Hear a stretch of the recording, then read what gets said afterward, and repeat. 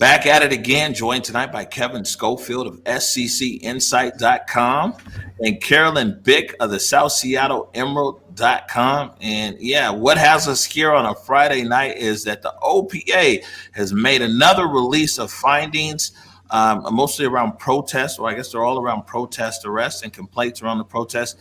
I think almost 20,000 complaints come in around the protest, a big amount over one case.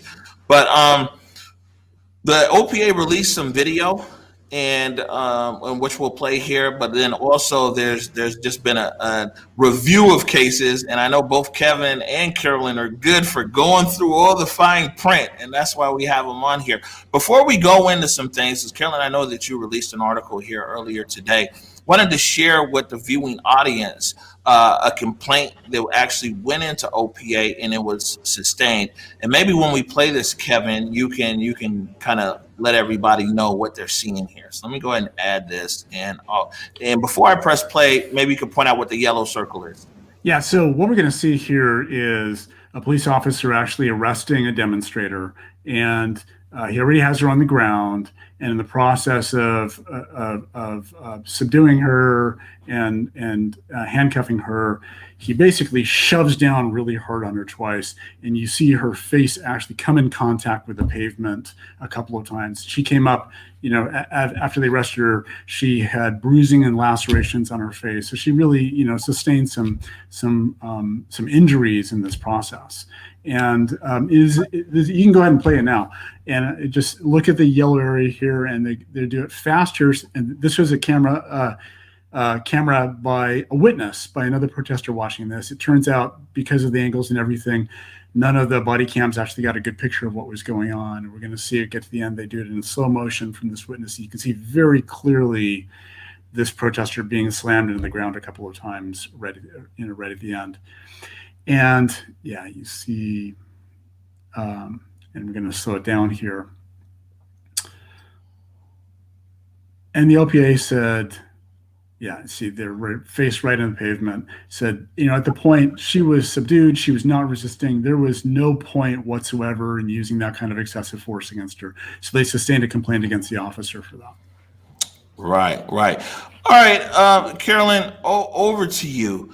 How much force is too much force? I know that you put out an article today where you talked about some of the force in a case that was sustained where an officer was punching a suspect on the ground. And I don't want to quote OPA, I'm sure you can, but they're basically saying if the officer used less punches, that it probably wouldn't have been sustained, but it was sustained because the number of punches. So how many punches is too many punches?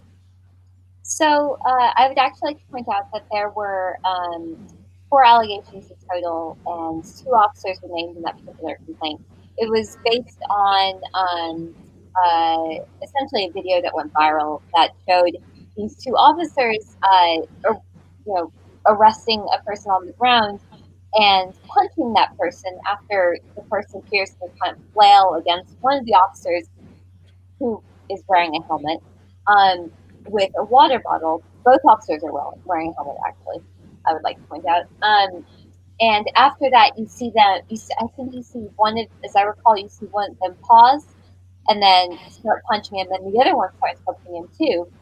The only reason OPA sustained the complaint against one of the 2 officers is because he punched the protester 6 or 8 times instead of just 2. Now, the other officer only punched him 2 times from what the OPA determined, which they said, given the quote-unquote totality of the circumstances, was an and that is the end of that quote, was an appropriate use of force. And if the officer against whom the allegation was sustained had only punched the protester twice, they likely would have not sustained the allegations against him of excessive force. But because he punched him 6 or 8 times, and he did it for slightly longer than the other officer did, they sustained the allegation. And I think that it's kind of troubling to me that it's considered necessary, that's considered an appropriate use of force an appropriate de-escalation tactic, essentially, to punch somebody who is face up, who has flailed against you with a water bottle when you are on top of him and you are wearing helmets. Right. Your thoughts on this case, Kevin? Are you aware of this case?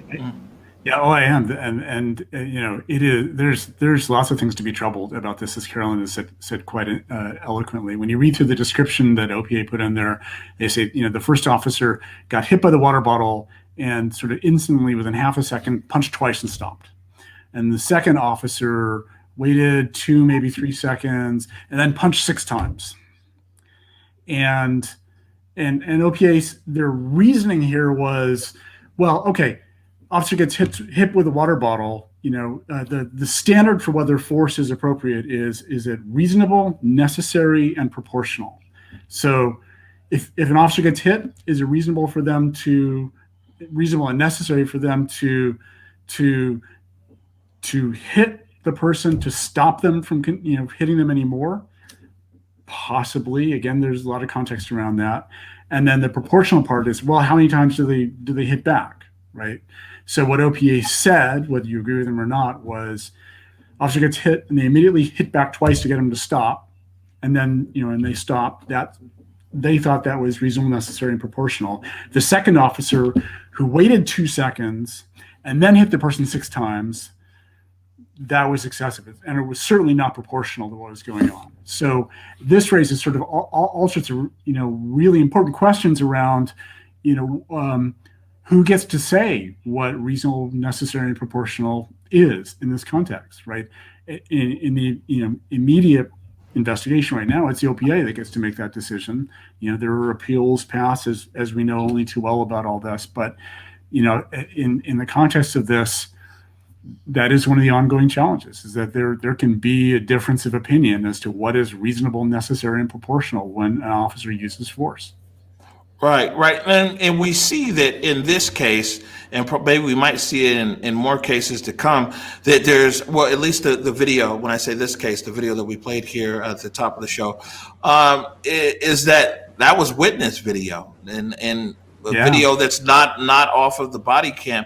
Kevin, talk about how witness video is now playing more and more into things.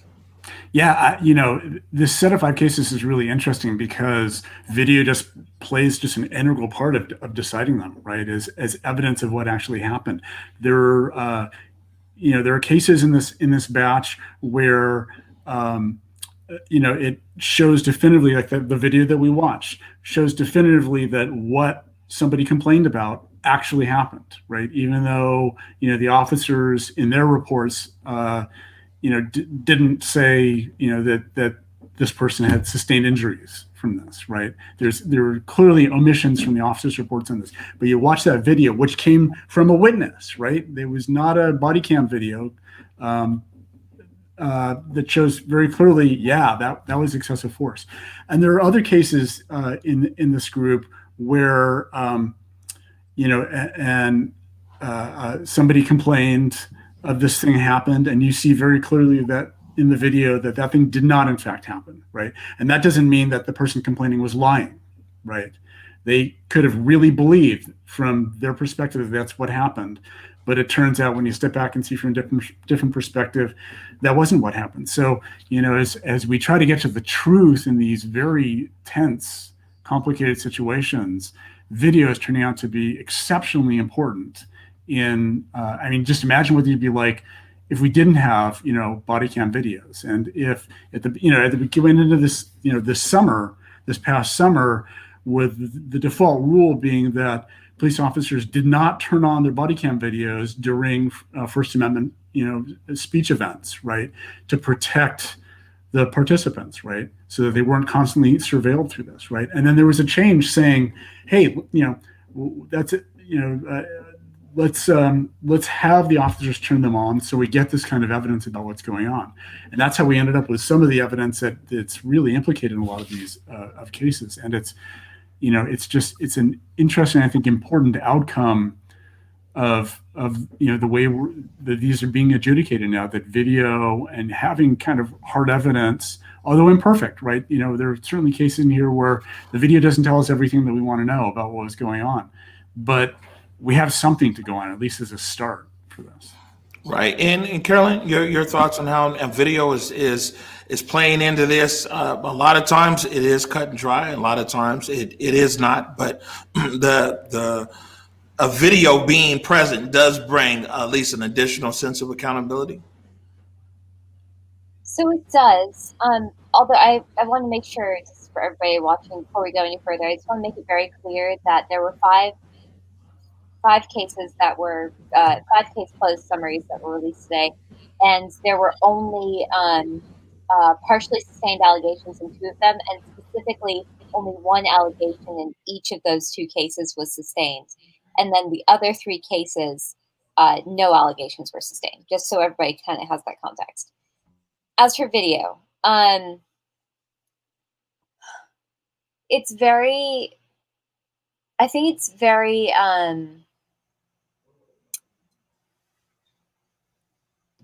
It can be very frustrating for people, I think, to not have access to all of the same video that OPA apparently has access to. And I'm not sure it's entirely clear all the time why OPA releases some video but not others.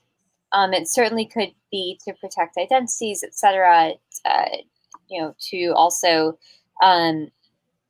protect like certain I guess pieces of private information, like if somebody says somebody's name or address or what have you.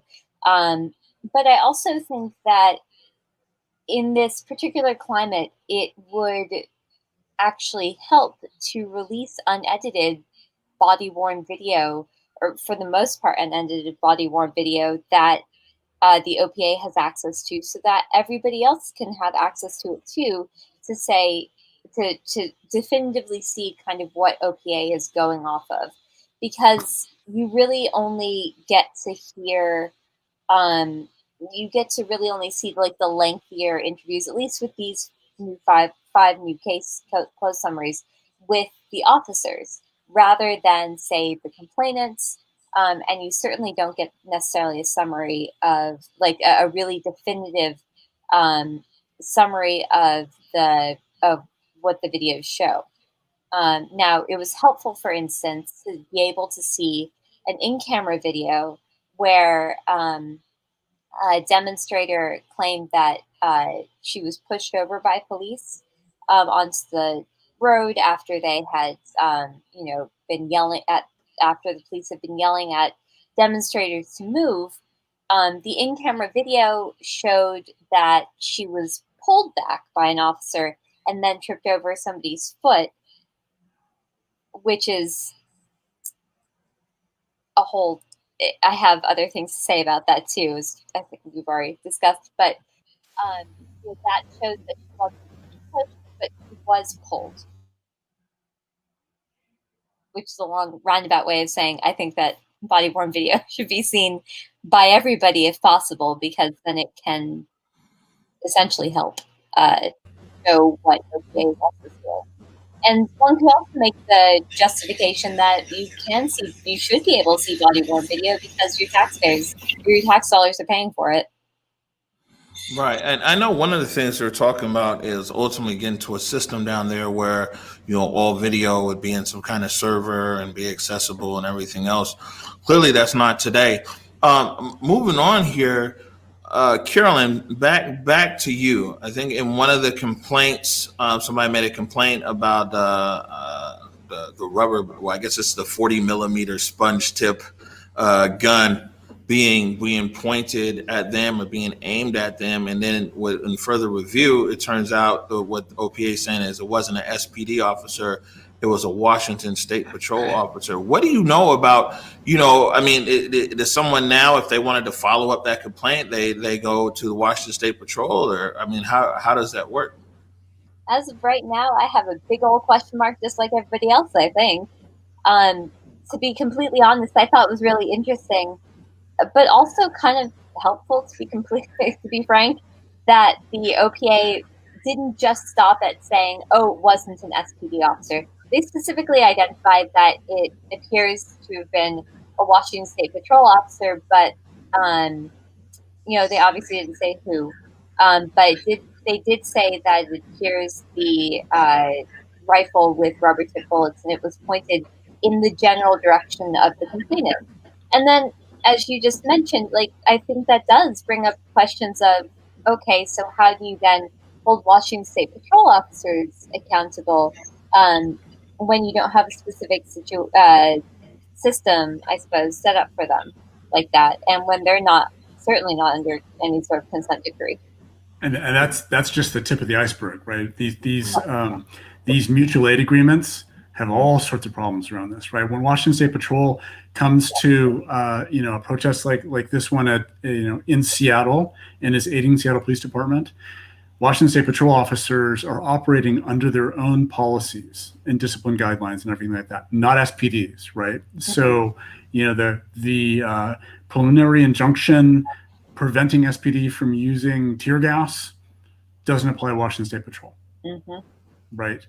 Completely different disciplinary procedures, and there works in the reverse as well. If Seattle Police Department officers go over to Bellevue or Kirkland or somewhere else in the area, or help out the King County sheriffs with something outside city limits, they're still following Seattle guidelines and not the guidelines of whatever jurisdiction they're in, right? So if you step back and look at this, that's a really, really strong argument for something that the mayor has been pushing for and other people in the state have been pushing for, which is a lot of the police accountability stuff really ought to be at the state level, right? So that, it doesn't come down to specific jurisdictions, right? It doesn't come down to the SPOG contract and, what accountability process is negotiated between the city and, and the police officers union here in Seattle, right? That these rules are standard to the state. We hold all law enforcement officers to the same standard of their behavior and use of force, and they all have to live up to this, right? Right. I'm sorry, go ahead, Carolyn. All I was going to say was that and obviously I see the logic in that, but then of course the easy argument against it is that all places have their own different issues and need their own particular regulations in place with regards to officers, and then of course you have the power of police unions driving that. So that's not something I can ever see happening, to be completely frank. Certainly, the police unions, you're right, you're raising really good points. And a lot of the power for the police unions really comes from their protections under state law, right? So they have the right to arbitration. They have a right to certain collective bargaining rights. And, at the same time, state legislature can change those, right?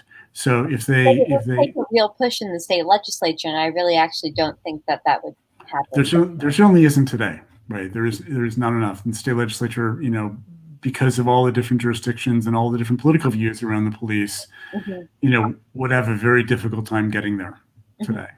Right. So moving on to the last question here for both of you guys, and I'll throw it out to you first, Carolyn. When you talk about the standards, what are the standards? What are the investigative standards in your opinion here, reviewing these cases? And you review cases not only in the Seattle Police Department, but I know you've been reviewing some cases over with the King County Sheriff and a few other things. What are some of the standards that you're seeing? I think those standards are rather fluid, if you want my honest opinion. The manuals say one thing, and then it's pretty clear that oversight authorities, whether be they internal or external, or maybe not exactly external, because OPA is kind of this weird arm of SPD, but oversight authorities can essentially interpret the language any way they want. And so I think those standards are fluid. Mm-hmm. Kevin? Yeah, I'd agree. I think Carolyn is absolutely right on that there is an enormous amount of leeway. And we see this just with the 5 cases that were released today. There is there's a lot of discretion in how OPA decides to interpret, what the standards just for professionalism is for how officers interact with, just citizens and residents, and not to mention demonstrators and protesters, but also just coming back to this notion of force needs to be reasonable, proportional, and necessary, right?